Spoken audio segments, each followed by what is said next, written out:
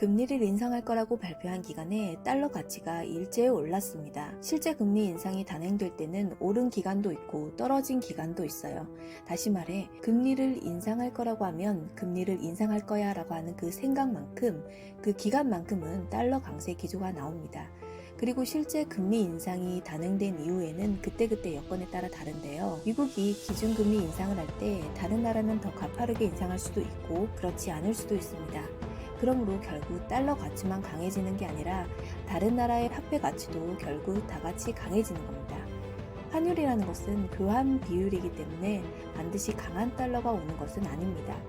22년 같은 경우에는 미국만큼 강도 높고 기준금리를 인상한 나라는 없다고 판단할 수 있기 때문에 강한 달러의 시대가 올 수밖에 없어요.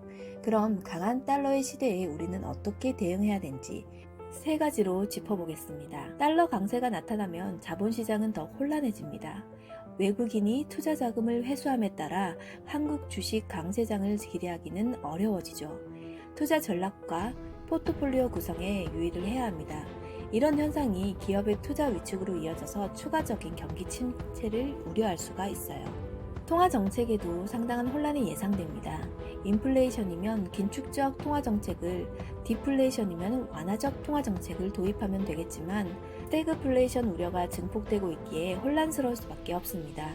높은 물가를 잡자니 금리를 인상해야 하고 경기 침체를 막자니 금리를 동결해야 하는데 외국인 자금 이탈을 지켜만 볼 수는 없는 상황이죠.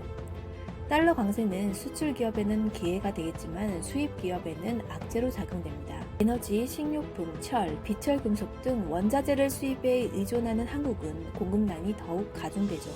정부는 강한 달러의 시대를 대비하는 자원책을 준비하고 기업은 거시경제 여건에 대한 모니터링을 강화할 필요가 있습니다. 개인 투자자들은 어떻게 해야 될까요? 개인 투자자들은 인플레이션에 투자해야 됩니다. 실제로 S&P 500 지수는 지지부진한데 에너지 원자재 관련 지수는 급격히 오르고 있습니다. 장기적으로 재생에너지로의 전환은 일어날 수밖에 없어요. 화석 연료 발전이 아닌 재생에너지 발전, 이를테면 태양광, 풍력 발전으로 전환이 되는 거죠. 그러면 이런 발전에 필요한 비철금속, 광물 소재에 투자하는 게 좋지 않을까요? 우리나라는 유독 소재 부품, 장비 원자재나 부품을 수입하는 비중이 전체 수입액 중에 87%나 됩니다.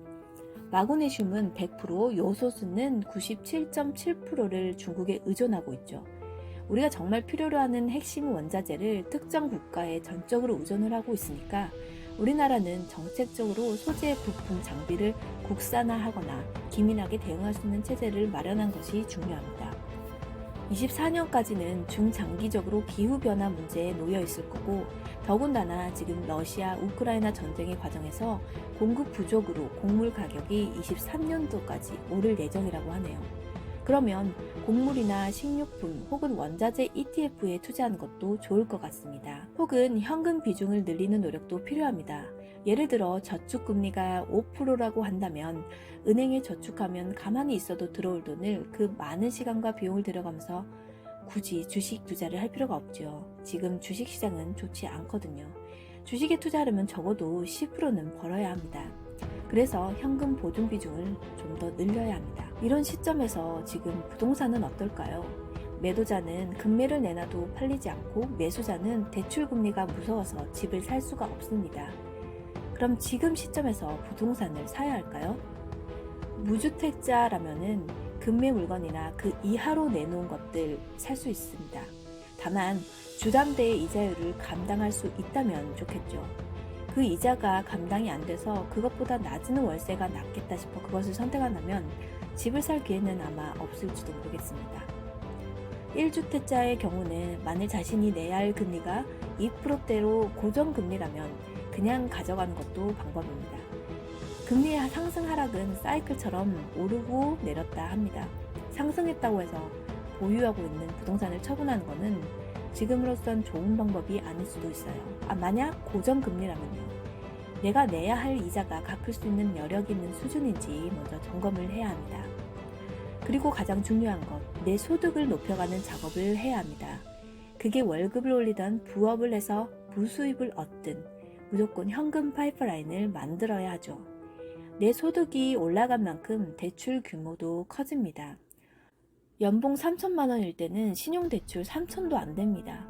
하지만 1억 이상이 됐을 때는 한번 보세요. 대출 규모가 완전히 달라집니다. 그러면 내 소득과 대출을 이용한 최대 레버리지를 사용할 수 있습니다. 부동산은 흐름이에요. 결국 사이클은 돌아오고 내가 지금 이 사이클에 탈 수 없다면 다음 기회를 노리면 돼요. 그런데 중요한 것은 공부를 해야 합니다. 현금 파이프라인을 무조건 먼저 만들고 그 다음에 공부를 해야지 내가 지금 이 사이클에 탈 수 없어서 기회를 놓쳤다면 다음 사이클에 탈 수 있는 기회를 가질 수가 있는 거죠. 지금까지 방구석 동공부 10분이었습니다. 감사합니다.